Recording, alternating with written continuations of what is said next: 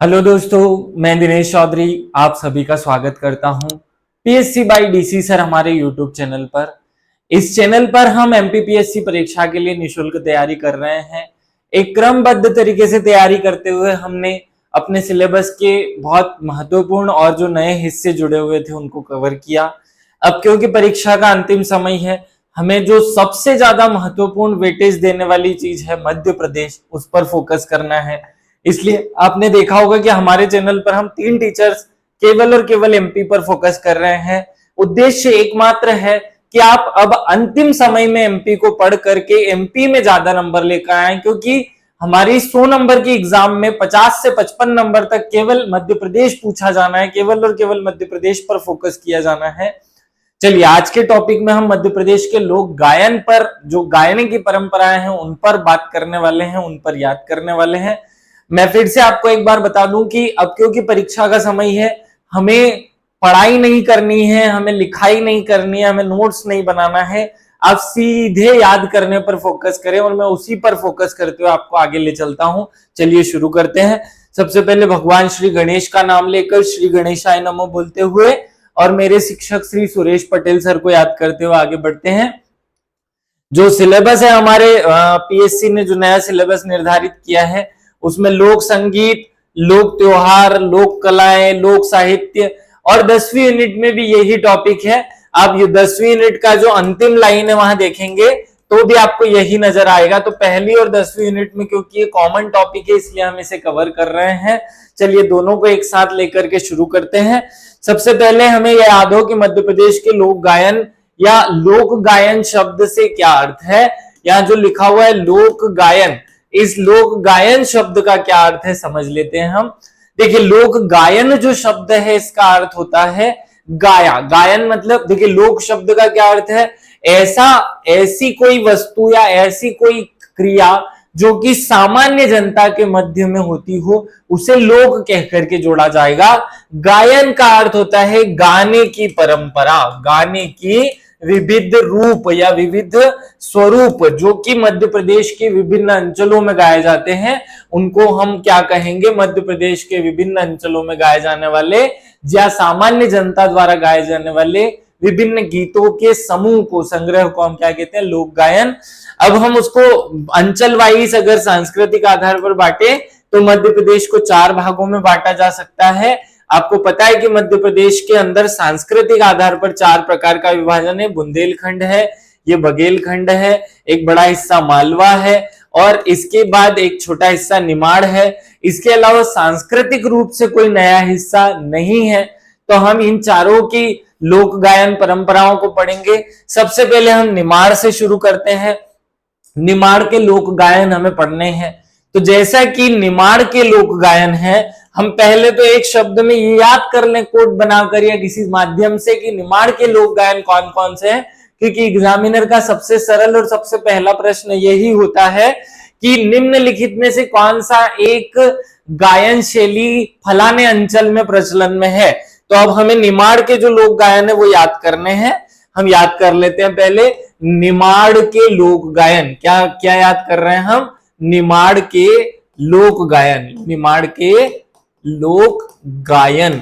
अब देखिए यहां से बहुत सामान्य तरीके से अपने आप को रिलैक्स करिए। कुछ कोड बनाने की कोशिश करोगे तो हो सकता है बहुत सारे कोड बन जाए और आप मिक्स कर ले। इस शब्द में से कुछ ना कुछ ढूंढते हैं, नी और म और ड़, इन 3 शब्दों में से कुछ ना कुछ ढूंढने की कोशिश करते हैं। तो न से पहला होता है निर्गुणिया। क्या होता है, निर्गुणिया गायन, ये आपको याद हो जाए। इसी न से एक और शब्द निकलता है नाथपंथी, तो ये भी आपको याद हो जाए। तो निमाड़ में ही निर्गुणिया है, निमाड़ का न से हमने निर्गुणिया बना लिया, निमाड़ के ही न से नाथपंथी बना लिया। अब नया अगला शब्द है म से, तो म से बना दिया मसाणिया या काया खोज मसाणिया। मसाणिया या ये नाम का एक गीत होता है मसाणिया गीत। ये 3 नाम आपको बड़े आराम से याद हो गए होंगे।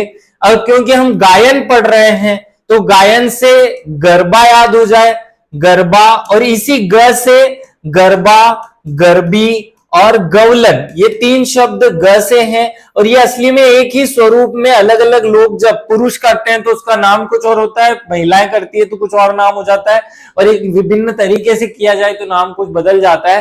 तो आपको ये नाम याद कर लें, तीन नाम हमने निमाड़ शब्द में से निकाल लिए और तीन नाम हमने गरबा गरबी गौलन से निकाल लिए।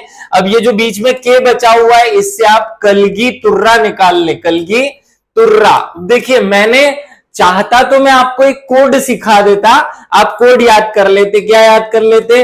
नमक, नमक के गरारे, क्या कर लेते? नमक के गरारे, ये आपको कोड याद करा देता। मैं कोड बनाने में बहुत अच्छा एक्सपर्ट हूं, अच्छे से कोड बना लेता हूं, तो मैं आपको ये कहता कि आप निमाड़ के लोक गायन इस कोड से याद कर लो, नमक के गरारे से।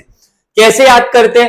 न से बन जाता हमारा निर्गुणिया, निर्गुणिया गायन, इसी न से बन जाता नाथपंथी गायन, इसी म से बन जाता मसाणिया, मसाणिया या काया खोज, इस क से बन जाता कलगी तुर्रा, कलगी तुर्रा, इस गरारे से बन जाता, ग से तीन शब्द बन जाते गरबा गरबी और गौलन।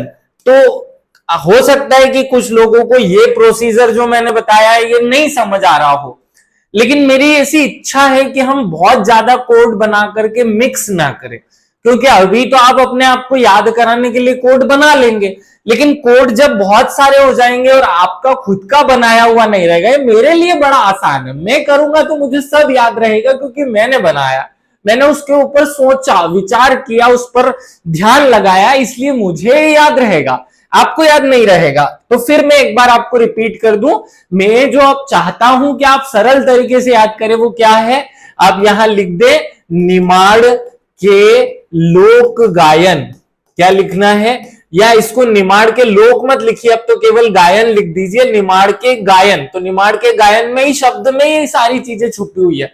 न में छुपा हुआ है निर्गुणिया, इसे आप अपनी कॉपी में लिख लीजिएगा तो याद हो जाएगा। न में छुपा है नाथपंथी, इसी म में छुपा हुआ है मसाणिया या काया खोज, इस क में छुपा हुआ है कलगी तुर्रा और इस ग में छुपा हुआ है गरबा गरबी और गौलन। ये तीन शब्द हमें याद करने हैं। अगर आप लोगों की इच्छा ये है कि नहीं हम तो कोड से ही याद कर लेंगे, हमारी मेमोरी बड़ी स्ट्रांग है, हमें कोई दिक्कत नहीं सर, हमें तो कोड बताओ, कोड मैं आपको बता देता हूं। आप क्या कर ले, नमक हम जो गला बैठ जाता है तो नमक के गरारे करते हैं ना, तो नमक के गरारे कर ले। आप क्या कर ले, गरारे कर लीजिए। न से हो गया निर्गुणिया, वही सेम टू सेम न से हो गया निर्गुणिया और इसी न से हो गया नाथपंथी, इस म से हो गया मसाणिया, इस क से हो गया कलगी तुर्रा और इस गरारे शब्द से ग से गरारे, तो गरारे की जगह गरबा गरबी और गौलन ये शब्द हो गया। तो आपको जैसे याद करना है वैसे याद कर लीजिए, बस शर्त इतनी है कि याद कर लीजिए, यूं ही इसको लिख करके मत रख लेना। देखिए दोस्तों, बहुत सारे टीचर्स आए होंगे, उन्होंने इसको पढ़ाया होगा, बहुत सारों ने आपके दिमाग में बहुत अच्छे अच्छे कॉन्सेप्ट घुसाए होंगे। मैं चाहता हूं कि आप इन सब बातों पर अब फोकस ना करें, केवल और केवल एक ही ध्येय, याद करना याद करना याद करना। अब आप पूरे टाइम केवल याद करने की काम करें या याद करने का ही काम करें। तो अब हम आगे निर्गुणिया गायन, अब हम निमाड़ के इन एक एक नृत्य एक एक गायन शैली पर बात करना शुरू करते हैं। एक एक गायन शैली में हम अंदर घुसने की कोशिश करें, क्योंकि अब क्वेश्चन वहां से भी आने लगे हैं। तो निमाड़ के जो लोक गायन हैं उन पर हम बात करते हैं। निमाड़ के लोक गायन कौन से हैं? अगर अभी तक आपने अपनी कॉपी नहीं उठाई है, पेन नहीं उठाया, तो कॉपी और पेन उठा करके आप इसे एक बार टाइप कर लीजिए, फटाफट अपनी कॉपी में इसे नोट डाउन कीजिए और एक बार कोड को रिवाइज। उम्मीद है कि आप सब लोगों ने लिख लिया होगा। अब हम आगे क्या करने वाले हैं, तो पहले हमें कलगी तुर्रा की डिटेल याद करनी है। डिटेल याद करने से पहले मैं आपको एक छोटी सी कहानी सुना देता हूं कि कलगी तुर्रा का जन्म कैसे हुआ। आप बहुत ध्यान से सुनेंगे कि कलगी तुर्रा का जन्म कहां हुआ और कैसे हुआ। आप याद रखें, चंदेरी के एक राजा हुआ करते थे, चंदेरी के राजा हुआ करते थे शिशुपाल, नाम क्या था? चंदेरी के राजा हुआ करते थे शिशुपाल। और इन राजा के दरबार में, ये थे राजा, और राजा के दरबार में बहुत सारे जो लोग थे वो हुआ करते थे। उसमें से दो लोग जो हैं वो कवि हुआ करते थे। और वो कवि कौन थे? एक कवि हुआ करते थे तुकनगीर, क्या नाम था? तुकनगीर। और दूसरे थे शाह अली। ये दो लोग जो थे, शाह अली फकीर, शाह अली फकीर, ये दोनों ही ख्याल गायक थे। क्या थे ये दोनों? ख्याल गायक। याद रखना, ये दोनों क्या थे? ख्याल गायक हुआ करते थे। कहां पर? राजा शिशुपाल के दरबार में, जो कि चंदेरी के राजा थे। तो आपको ये याद रखना है। एक बार इन दोनों के बीच मुकाबला हो जाता है कि कौन ज्यादा श्रेष्ठ है या कौन ज्यादा अच्छा प्रदर्शन करता है। दरबार में सब लोग देख रहे होते हैं। तुकनगीर और जो शाह अली फकीर है, दोनों एक दूसरे के सवाल जवाब शैली में, कौन सी शैली में? सवाल और जवाब शैली में गायन करते हैं। सवाल जवाब शैली में ये क्या करते हैं? गायन करते हैं। राजा जो है वो इस निष्कर्ष पे ही नहीं पहुंच पाता है कि तुकनगीर ज्यादा श्रेष्ठ है या शाह अली फकीर ज्यादा श्रेष्ठ है। अब ऐसी स्थिति में राजा इन दोनों को पुरस्कार देता है, दोनों को बराबर घोषित करता है। तो जो तुकनगीर है, इनको वो अपने मुकुट में लगा हुआ जो तुर्रा होता है, हीरे से जड़ित, कैसा? हीरे से जड़ित तुर्रा गिफ्ट करता है या तुर्रा पुरस्कार में देता है।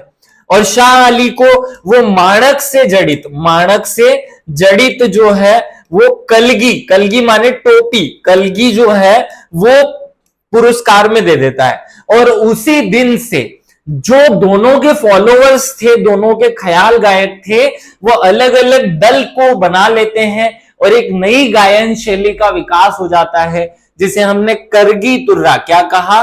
कलगी तुर्रा गायन शैली कहा। तो कलगी तुर्रा गायन शैली एक ख्याल गायकी का विशेष स्वरूप है, जिसमें प्रश्न उत्तर शैली में गायन किया जाता है। एक व्यक्ति एक प्रश्न पूछता है, दूसरा जवाब देता है, फिर दूसरा प्रश्न पूछता है तो पहला उसे गा करके जवाब देता है। इस प्रकार एक नई गायन शैली चंदेरी में, मतलब मध्य प्रदेश में जन्मी। आपको अगर ये क्वेश्चन पूछा जाए कि इसके जनक कौन है, तो ये दोनों लोगों के नाम, तुकनगीर और शाह अली फकीर का नाम लेना है। किसके समय में विकसित हुई? तो शिशुपाल के समय। कहां पर विकसित हुई? तो चंदेरी में विकसित हुई। ये क्वेश्चन आपको पूछे जा सकता है। अब हम कलगी तुर्रा की मूल बातों पर आते हैं, कुछ फैक्चुअल बातें याद कर लेते हैं। कलगी तुर्रा प्रतिस्पर्धात्मक लोक गायन है। यहां दो लोगों के बीच क्या होती है? प्रतिस्पर्धा होती है। एक सवाल पूछता है, दूसरा जवाब देता है, दूसरा सवाल पूछता है, पहला जवाब देता है। इस गायन शैली का प्रसार एक समय में कहां तक? कर्नाटक से लेकर उत्तर प्रदेश, मतलब हमारे जो भारत का हिस्सा है ये वाला, मैं भारत का नक्शा बना रहा हूं, थोड़ा सा पतला सा बन रहा है। ये कर्नाटक, यहाँ महाराष्ट्र, मध्य प्रदेश और उत्तर प्रदेश, इन पूरे क्षेत्र में हुआ करता था। और यहीं से निमाड़, मालवा और बुंदेलखंड, बघेलखंड की जान बना, या यहां से विकसित होकर के पूरे भारत के इन राज्यों में ये पहुंचा, ऐसे आपको याद रखना है। चांग की थाप, अब यहां से प्रश्न बनना शुरू हो रहे हैं।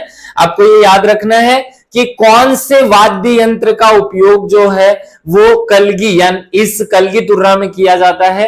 तो एक वाद्य यंत्र है, मैंने आपको यहां बनाकर रखा है, ढपली जैसा होता है चांग। क्या होता है? चांग। चांग कैसा होता है? तो आपने वो ढपली सुनी होगी, ढपली वाले ढपली बजा, वही ढपली के जैसा जैसा दिखाई देता है ये चांग। तो चांग जो है इसकी थाप पर ये गायन किया जाता है। तो आपको याद रखना है, चांग की थाप पर रात भर कलगी तुर्रा के जो दल होते हैं वो कंपटीशन करते हैं। इसके दो अखाड़े होते हैं, एक कलगी कहलाता है और दूसरा तुर्रा कहलाता है। अखाड़े के जो गुरु होते हैं उनको उस्ताद कहते हैं, आपको याद रखना है। कलगी तुर्रा में जो अखाड़े के गुरु होते हैं उन्हें उस्ताद कहा जाता है। तो जिन लोगों ने इसको जन्म दिया, शाह अली फकीर और तुकनगीर, वो क्या हो गए? वो उस्ताद हो गए। चलिए आगे बढ़ते हैं, नेक्स्ट पॉइंट पे आते हैं। आशु कविता के साथ साथ महाभारत की कथाओं, पौराणिक आख्यानों से लेकर वर्तमान प्रसंगों को सवाल जवाब के माध्यम से पूछना या सवाल जवाब के माध्यम से गा करके बताना इस गायन शैली की प्रमुख विशेषता है।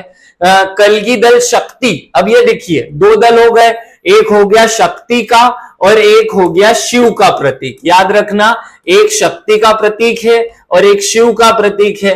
तो जो कलगी है, कलगी काली माता से शक्ति हो गई, कलगी से काली माता बनी और काली माता से शक्ति का प्रतीक कलगी दल, शक्ति अर्थात पार्वती माता, और तुर्रा दल शिव अर्थात जो शंकर भगवान है उनको प्रदर्शित करता है या एक दूसरे को बड़ा बताने की कोशिश करता है। कलगी वाला माता जी को बड़ा बताने की कोशिश करेगा और शिव वाला शिव को बड़ा बताने की कोशिश करेगा, और दोनों एक दूसरे के प्रति एक्सप्लेनेशन में लड़ाई करेंगे, बोलचाल की भाषा में, गायन में लड़ाई करेंगे। गोगांव के सुश्री सुमेर सिंह सुमन, ये नाम याद रखना, मैंने बहुत सारे नाम नहीं लिख रखे हैं ना, यहाँ मैं 10 नाम नहीं बताऊंगा आपको, केवल 2 नाम बता रहा हूं, सुमेर सिंह सुमन और कसरावत गांव के जो हैं मनसा राम जी, ये 2 नाम याद रख लेना। सुमेर सिंह सुमन, गांव के नाम भले मत याद रखो इनके, सुमेर सिंह सुमन और मनसाराम, ये दोनों कलगी तुर्रा गायन में बहुत विशेष स्थान रखते हैं। या इन दोनों गुरुओं का नाम पूछा जा सकता है कि सुरेंद्र सिंह सुमन का संबंध किस गायन शैली से, तो कलगी तुर्रा गायन शैली से। तो कलगी तुर्रा क्या है ये समझ आ गया होगा। आगे बढ़ते हैं हम, दूसरी गायन शैली जो निमाड़ में बहुत ज्यादा प्रचलन में, न से निमाड़ न से निर्गुणिया गायन शैली, तो निर्गुणिया गायन की बात करते हैं। पहली हमारी कंप्लीट हो गई, कोड वर्ड से मैंने आपको याद करा दिया, कोड से आपको अच्छे से याद रहा होगा। अब निर्गुणिया पर आते हैं। निर्गुणिया गायन शैली निर्गुण और सगुण क्षेत्र के कवियों की छाप लगा करके पदों की रचना और गाने की सुदीर्घ या बहुत लंबी चौड़ी परंपरा है, जो आदिकाल से या प्राचीन मध्यकाल से मध्य प्रदेश में प्रचलन है। देखो, आप सब लोग जानते हैं कि भगवान को, ईश्वर को मानने और न मानने वाले, सगुण और निर्गुण रूप को या भगवान को साकार मानने वाले लोग सगुण और निराकार मानने वाले निर्गुण धारा के लोग बन जाते हैं, और सगुण निर्गुण इस प्रकार से 2 शाखाएं बन जाती हैं। तो भगवान को मानने वाली ये जो दोनों शाखाएं वे निर्गुण गायन करती है, जैसे भगवान को पूजने का तरीका उसके आधार पर निर्गुण गायन किया जाता है। इसके जो वादक तत्व होते हैं वो मृदंग और झांझ होते हैं। देखो, जो भजन करने वाले लोग हैं वो क्या बजाएंगे, वो या तो मृदंग बजाएंगे या झांझ बजाएंगे।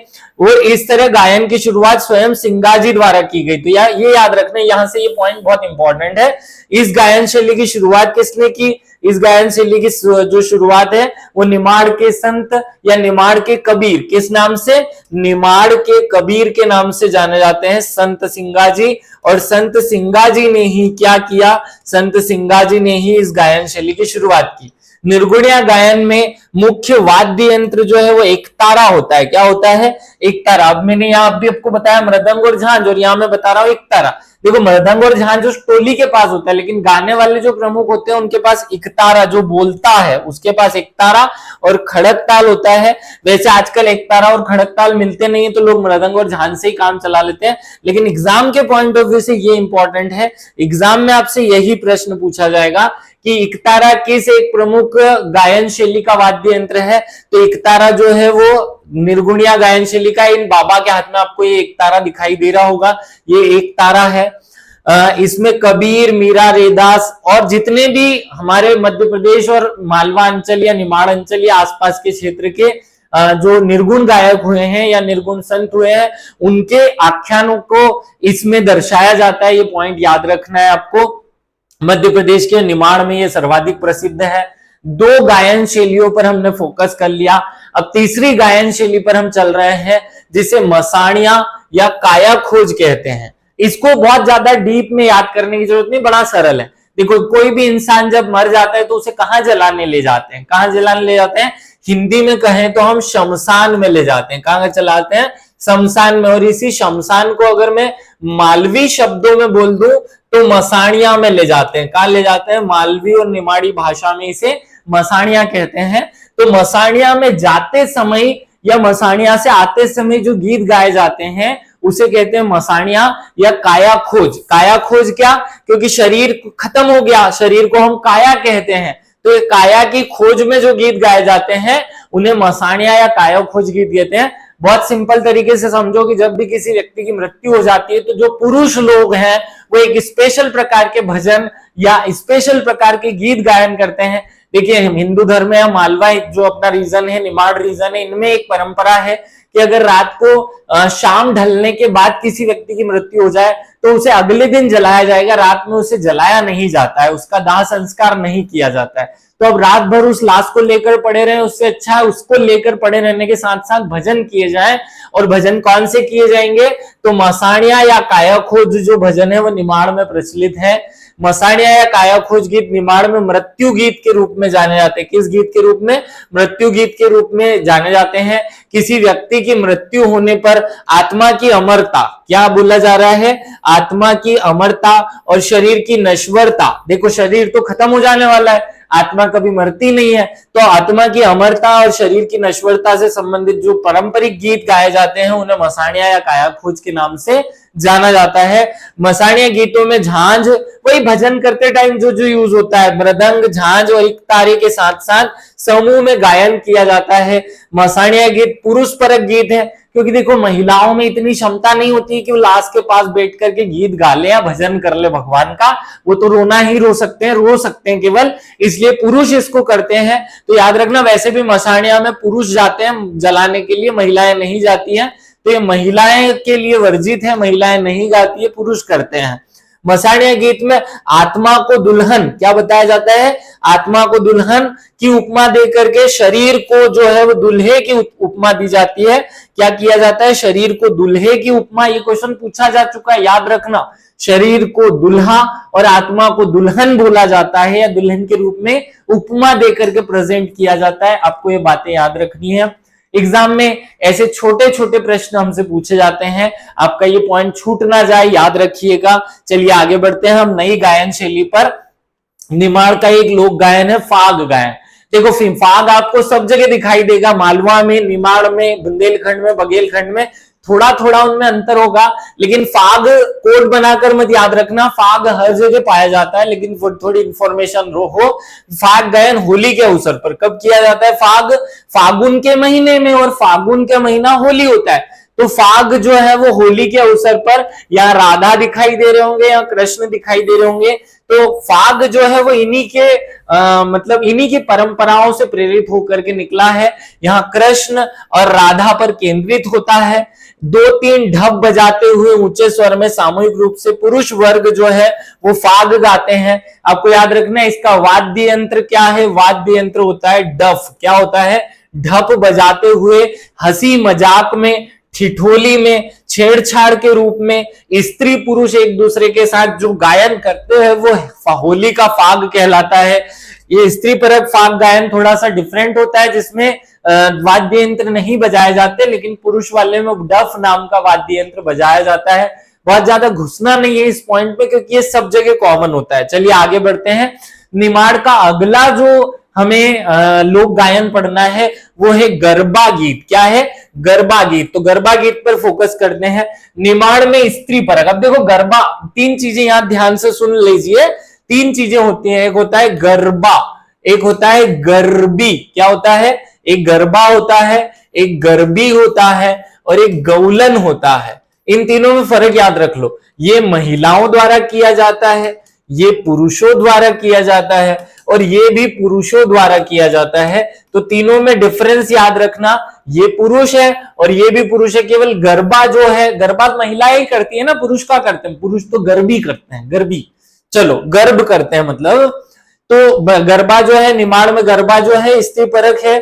गरबे की स्थापना नवरात्रि में की जाती है। आप सब लोग जानते हैं, ये कोई बहुत बड़ी बताने की बातें नहीं है, मैं तो केवल इनको आपके सामने प्रेजेंट कर रहा हूं। आप सब जानते हैं कि गुजरात का जो गरबा है वो मध्य प्रदेश में नवरात्रि के अवसर पर किया जाता है। तो गरबे की स्थापना के साथ महिलाएं ताली की थाप पर गरबा गीत गाती हैं, या आपको कुछ महिलाएं गरबा करते हुए दिखाई दे रही होंगी। ऐसे ऐसे ताली बजा बजा करके जो है नाचा जाता है, और जिसकी गायन शैली जो है वो सर्वदा अलग, अपने मतलब हर बार अलग अलग होती है। इसके साथ ही नृत्य की प्रवृत्तियां भी देखी जाती है। गरबा मूलतः देवी गीत है। क्या है? गरबा मूलतः देवी गीत। ये क्वेश्चन पूछा जा चुका है कांस्टेबल एग्जाम में। आगे बढ़ते हैं। अब गरबे की बात कर ली, गरबी की बात करते हैं। गरबी जो है वो गरबी प्राय पुरुष परक लोकगीत है। क्या है? पुरुष परक लोकगीत है। इसमें झांझ और मृदंग जो भजन करते टाइम हम यूज करते हैं।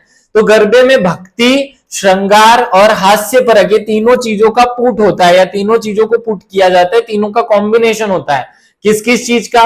भक्ति का, श्रृंगार का और साथ में हास्य परक या हास्य परक जो घटनाएं होती हैं, चुटकुले कहानियां होती हैं, उनका भी कॉम्बिनेशन होता है। तो ये गरबे याद रख लेना।